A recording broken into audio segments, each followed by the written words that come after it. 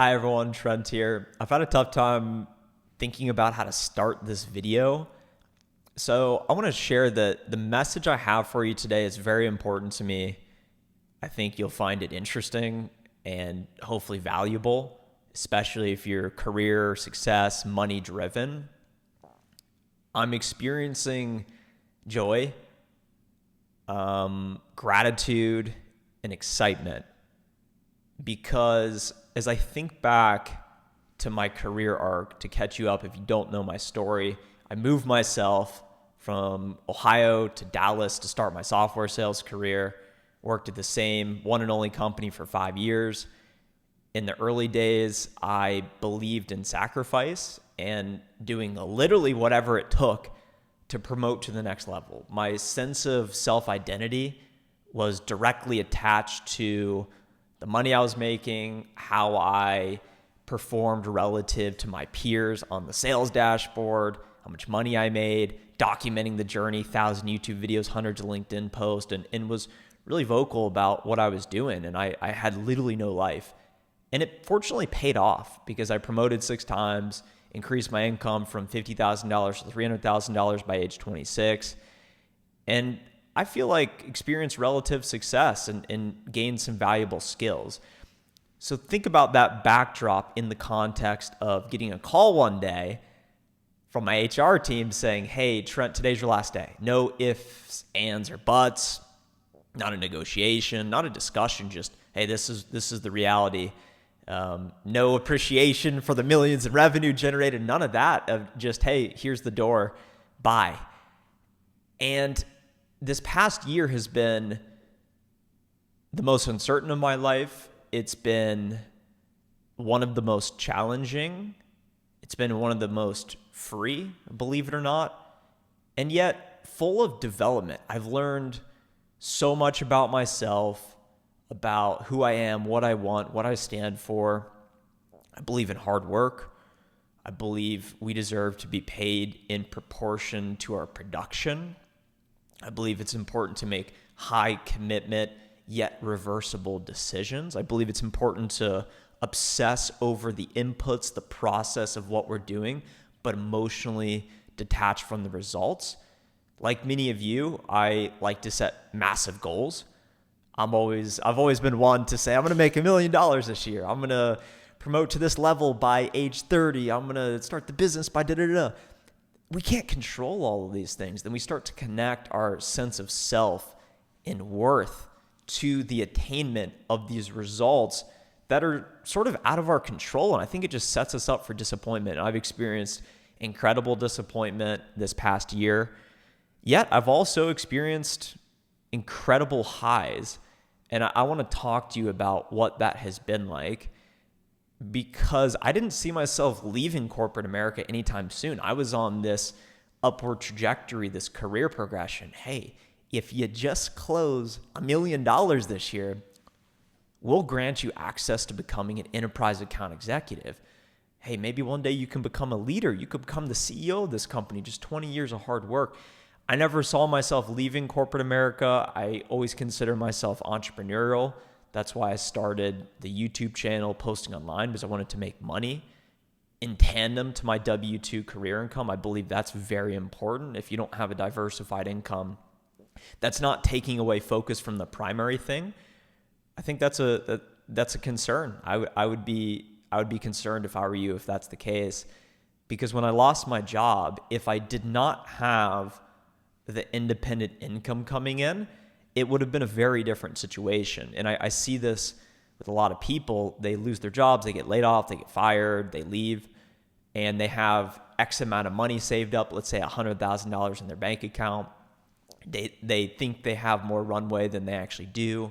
They look at their monthly burn. Okay, I spend $5,000 a month. I can cut that back to $4,000. Well, I could live without working for the next 2 years. And then all of a sudden, as the money starts to come out of your bank account, it starts to psychologically mess with you when you don't have money coming in. So then you get back in the job market, and then a lot of people end up settling for an opportunity less than their true worth because they just have to start making money. When I lost my job, it really rubbed me the wrong way because it reinforced the idea of ownership. What side of the table do I want to be on? If I had some sort of ownership or significant equity stake, then I would be unfireable. And that's the position I'm striving to be in right now. I worked at a public company that IPO'd. I had a lot of equity. And then when the stock was incredibly contracted, a private equity firm came in and said, hey, we're gonna take you private, we're gonna delist, and we're gonna force sell everyone at this price point, where every employee is basically forced into a loss. So that happens, no control over that, and then you get fired, and you're left scratching your head saying, I did it everything the right way. I showed up early, I left late, I went into the office, I was swimming in the corporate Kool-Aid. I did everything right, yet I still got fired. So that was a massive lesson for me. And something I heard that I really like is, imagine if W-2 income, so working for a corporation, let's say, was illegal. How would you change the way in which you operate? And that is one paradigm that I now view my work through is, if W-2 income was illegal, what would I do? How would I position myself?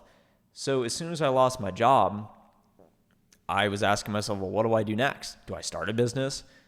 Do I become an employee again? What do I do? Fortunately, I had this online income, so I realized, well, let me just try and make the most of this. And let me experiment with different ideas I've always had because I've got all this free time now. And this is the framework of what I call high commitment reversible decisions, meaning the decisions I make, I must be all in and fully committed in order to put myself in a position to actually recognize real results. So if I've got 1 foot in, 1 foot out, then I'm gonna have no chance of achieving real results. But I also want to be mindful not to make irreversible decisions, meaning, let's say I sign up for the military and it's a 8-year minimum commitment. Once I sign on the dotted line, I'm in. You really can't reverse the decision at that point. I want to engage in activities that I am super committed to, I am all in, yet they are reversible. So if I start doing something, I can unwind it if I realize this isn't actually what I want. This isn't what I like. I'm not as good at this. It's not something I could see myself doing for the long term. I want to engage in work situations where it could be the last thing I ever do. For example, how many people do you know they're thinking about accepting a job? This job pays more, this job pays less, but I like the culture here more. Which one do I do? And people think through the perspective of, well, this will be great on my resume. I'll do it for 2 years. I'll build up some cash. I'll build up some experience, and all of a sudden, I'll have more firing power next time I'm ready to make a big bet. I want to choose the company that I could see myself working at for the rest of my career. If I make an investment, it's in a way permanent. I want this to potentially be the last investment I ever make. If I'm going to have a relationship with someone, I'm going to have high commitment. Eventually, we could reverse it if we don't want to be friends anymore, but I want this to be one of, if I'm going to hang out with this person or I'm going to date this person, I want it to be potentially the last relationship I ever have. So that's one key lesson is I'm now viewing all of my activities through the perspective of I'm super committed, I'm all in, I could reverse it if I need to, but I want this to be the last situation I ever do. So if I look at my current work opportunity, so fast forward, I ended up working at my family business and decided to join the team because I'm fortunately related to the owners, and I don't see myself hopefully getting fired anytime soon. And I have a lot more control over what's happening and all the decisions and actually operating a real business. So I'm now looking at this saying, hey, D&D Wholesale Supply, what if this is the last company I ever work at? How does that change how I show up throughout the course of the day? Because I'm super committed, but if I need to unwind it, I can. So over this past year, I partnered with the developer in efforts of building out a website so we could sell courses. It was actually called modernsales.xyz. We thought it was a really good idea. And then after 2 months of going back and forth and building it out, putting some of this money into it, it ended up not working out. We were both super committed, but it was reversible. So fortunately, we were able to get out of it. Next, I moved to Denver. I always wanted to live out west. And then I decided, hey, I'll be a proper solopreneur. I'll just continue to make YouTube videos, do my stuff online, and this will be great. I was super committed to it. But after a few months of actually living it, experiencing it, I realized I don't really like the altitude. I actually don't want to be out here. Let me move back to Ohio. Let me move into my parents' house. Let me completely destroy my ego and cut all of my expenses and really just try and figure out what I want to be doing. And I moved back home and then ended up starting to work at the family business. Originally, I wasn't all the way committed. So I suggested, hey, maybe we should try and sell the business. Maybe I should go get a job back in tech. So I started to pursue all of these different avenues until I reached the conclusion, I'm just not as committed as I need to. I need to increase my level of commitment. It is ultimately reversible because if I want to go do something else, I can go do something else. So that was one of the key lessons, is really being all in with whatever I'm doing, super committed, but not making any decisions that are irreversible. The next insight I got is you will be paid in proportion to your production. When you're working for a corporation, you are being paid a consistent monthly W-2 income through your salary. Most of you who are watching are in sales, and you'll get paid some sort of commission. And it's exciting. Hey, I've got this book of business. We've got all these marketing resources. I got some inbound leads coming my way. Maybe I'm an AE and I got an SDR setting some meetings for me. And you're able to make money in the system. When you remove yourself from the system and you are totally on your own, money doesn't just come in unless you are producing something of value to other people, unless other people or corporations or businesses, if you're B2B, B2C, whatever it is you're doing, decide I'm going to transfer money from my bank account to Trent's bank account. Why would anyone do that? It's because I'm delivering them some sort of value, a good service, something that they want that makes their life better. And unless you are producing that situation, then income is not going to come your way. And I realized, wow, I got to become more valuable to myself and everyone around me. So I spend a lot of my time on development, not just learning what's happening in the market. I'm trying to build skills, but I'm also focused on mindfulness in my breath and trying to show up in a place realizing that nothing external is more important than what I have internal. All the answers are inside of me. So if I can go make $1 million this year, that's fundamentally not going to change me. Nothing's more important than my breath. You realize you could lose it all, and this is all you have. So it starts with self-love. It starts with working on yourself. And only once you are in that place of abundance, which I'm striving towards, I'm not there yet. Only once you're in a place of complete self-acceptance and self-love can you then externally go into the marketplace and try and create value for other people so that you can get paid. And you will always be paid what you deserve. And if you're not making the kind of money you want to make, then you're not producing as much value as you may think you are producing. And once your title and your job is stripped away from this corporation, that's when it becomes especially challenging to make money because nobody knows who you are. And you're now acquiring customers, trying to build a book of business from scratch. You don't have a product. So you're thinking, well, do I sell my time? Do I do coaching? What services could I offer? How expensive would it be to create a product? Oh, wow, I'm going to have to risk $100,000, $200,000 to then take this thing to market that may or may not even work. When I originally joined my family business, we agreed on zero money, 100% commission. The first few months were 100% commission. And that was how I learned the lesson. You'll only be paid in proportion to what you produce. If I'm not closing deals, I'm not making any money. So consider that about how do you make money today? And if you were to lose that current opportunity, well, your upside is now much bigger, because when you're working for a corporation, your upside is constrained. You may have uncapped commission, you may have accelerators, but you are ultimately constrained because you only can work so many accounts. You have these rules, systems, and companies don't want all their employees making unlimited money.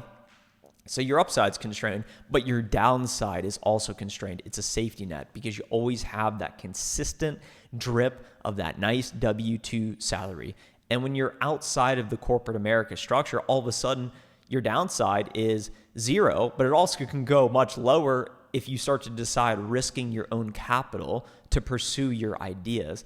And this is terrifying when you're in a situation when maybe you don't have money coming in. It's going to cost money to develop whatever it is you want to start selling. And then you start to sometimes you become risk adverse and you say, you know what, I'm terrified of this. I'm going to go back into the corporate America system because I want to make that consistent money again. Or some people are thinking, I'm going to risk all of this in the hopes of a much better future. And that is the next lesson I want to talk about, is believe in yourself and your future vision. I have personally experienced incredible fear, doubt, uncertainty, because in the short term, it doesn't feel like you're progressing. You see people who are still at these amazing companies, promoting to the next level, making more money, everything is seemingly going right. And then you look at yourself in the mirror saying, wow, I haven't closed a deal in the last 4 months. I'm not making a fraction of the type of money I used to make. And then you start to lose faith and you say, you know what? Maybe I should just go back to what I know. Maybe I should just go back to the company. But then you get back in the situation of, well, I played by the rules previously and it didn't work out for me. I got fired.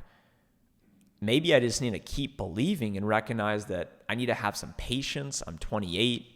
I recently moved to Austin, Texas, because that's where I want to be living. I need to believe in this future vision that everything's going to work out. I'm going to build this company revenue up. I'm going to make everyone around me more successful. And it's going to be amazing. And that was what it took to build up the YouTube channel and start making money online. Years ago, I had the vision, I make money online. And it seemed inconceivable. I started asking, well, how do I do this? Do I start doing e-commerce? I don't even know. But then I thought, if I could make $3,000 a month online, that would pay for all my monthly expenses. And then I wouldn't even have to work anymore. And then eventually I hit that number. And then eventually I greatly exceeded that number. And it's because I kept believing in this future vision of making money online. I posted videos for 144 days straight. At times, it felt like there was zero progress. It was just a needle moving. Imagine that loading bar. It says progress, and it's just 1%, 2%. But you only gain a 1 percentage point every 2 weeks, and that's how slow it actually is. So I'm now applying those lessons and skills to now building the family business up, saying, well, I'm not seeing any progress this week, this month, but hey, maybe we've done a little bit this quarter. By the end of this year, we'll be better off. And it's just continuing to believe in that vision despite maybe not having any results right now. And that's why it's so important to detach your sense of self with all of these arbitrary external status signals. Your job title doesn't matter. The amount of income you're making a year doesn't matter. Nothing matters more than what's inside yourself and your belief, your mind, your body, your heart, your spirit. And I'm reinforcing those fundamental ideas and wanting to show up as someone with high character. So integrity, kind, someone that is very present with other people. That's the greatest gift you can give anyone, is your presence. And it's just continuing to believe in this future version of yourself and recognizing that it's not even about achieving that. It's just about who it forces you to show up as today. And that's what I'm really focused on. And then the final point I'll mention here is you have time. You have time. I get very impatient, as I said, because you don't always see progress. And I've just learned that you may have an open calendar today. You may have no one that wants to talk to you. You may be much older than I am. You may be 38. I'm 28. You may be 18, much younger, have a lot more time. But I'm very optimistic about my future, about where I'm at, and about where I'm going. It's been a full year since I've been in corporate America. It's been an incredible journey, and I appreciate that I have the opportunity to share the raw reality of what it's actually like on the other side with you. I do not have intentions to get back in the corporate America workforce. And at one point, that was a big fear of mine. I've talked a lot about not being an employee, pursuing ownership, building something for your own. But at one point in time, my biggest fear was getting fired, and then that happened. So if I'm afraid of having to return as an employee, I don't think that's the worst outcome. If I have to go take a $200,000 a year job, be an employee again, and do all that, so be it. But right now, I don't plan to do that. I plan to continue to build, document the journey, and develop myself, becoming the best version, maximizing my potential, and continuing to pursue a path of more entrepreneurial pursuits where there's not a safety net. It's dangerous. It's scary. But it's exciting in a way as well. So if you enjoyed today's video, subscribe to the channel. I'd love for you to be a part of the journey. Let me know down below any questions or thoughts you have. I'd love to hear from you, read and respond to all the comments. And I'll talk to you in the next video.